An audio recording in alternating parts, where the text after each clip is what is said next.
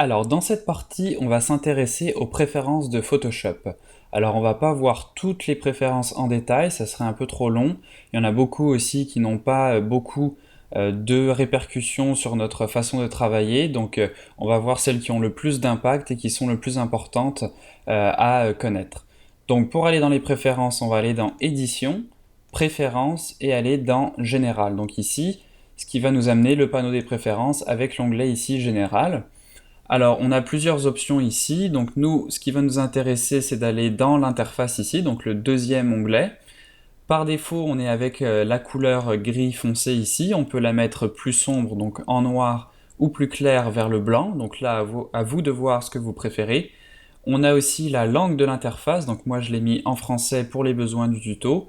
Mais quand je l'ai installé, c'était en anglais. Donc là aussi, à vous de voir ce que vous préférez. Ça peut être pratique de pouvoir la mettre en anglais, des fois quand on a des tutoriels anglophones, pour pouvoir retrouver les options qui sont dans ces tutoriels. Donc c'est pratique d'avoir les deux options ici.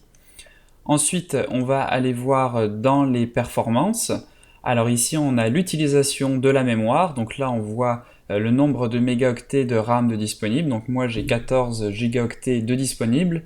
Et on voit que je laisse Photoshop en utiliser presque 10, donc environ 70% de ma RAM. Ici, on a le processeur graphique, donc là on voit que j'ai ma carte GTX 560 Ti. Par défaut, cette case-là est cochée, donc si elle ne l'est pas, je vous conseille de la cocher. Si vous avez une carte graphique suffisamment puissante, ça va permettre d'avoir un maniement plus rapide et plus interactif sur certains outils. Ici, on a l'état d'historique. Alors l'état d'historique, c'est le nombre de retours en arrière que l'on peut effectuer. Donc là, 350, c'est déjà pas mal. On peut monter cette valeur jusqu'à 1000. Alors attention, quand vous augmentez cette valeur, plus vous allez avoir de retours en arrière du disponible, plus l'application peut devenir lente à rouler. Donc faites attention avec ce nombre de retours en arrière. Je pense que la valeur par défaut c'est autour de 50, ce qui est peut-être un peu faible. Si vous avez une configuration suffisamment puissante, vous pouvez quand même l'augmenter jusqu'à au moins 200 ou 300 sans avoir trop de répercussions sur la rapidité de Photoshop. Ensuite, on va aller dans la partie curseur ici. Donc ça, c'est la forme que vont prendre nos curseurs pour les pinceaux et autres. Donc là, vous voyez que par défaut, on est avec la pointe standard. On peut changer ce curseur ici pour, vous voyez, avoir quelque chose par exemple de plus précis. Donc là, c'est à vous d'expérimenter avec les différents modes, voir ce qui vous convient le mieux. Personnellement, je trouve que les valeurs par défaut sont bien, donc je les laisse comme ça. Ici, juste au-dessus du curseur, on a les disques de travail. Donc ça, c'est les disques qui vont être disponibles pour que Photoshop mette les fichiers temporaires, par exemple. Donc si votre disque devient saturé, par exemple mon disque C ici qui a 35 Go, si je me retrouve avec plus suffisamment d'espace, eh bien je peux activer d'autres disques pour que Photoshop puisse aussi les utiliser. Donc ça, c'est aussi intéressant.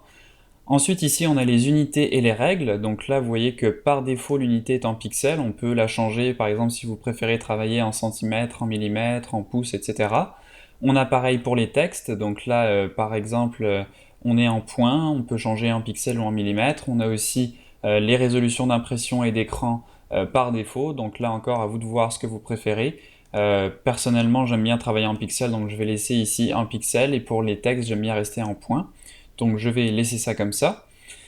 Et donc voilà pour les principales options des préférences de Photoshop. Alors comme je vous disais, il y en a plein d'autres qui ont des répercussions très spécifiques. Donc la connaissance qu'on a de Photoshop n'est pas forcément encore suffisamment grande pour pouvoir toutes les comprendre et les maîtriser.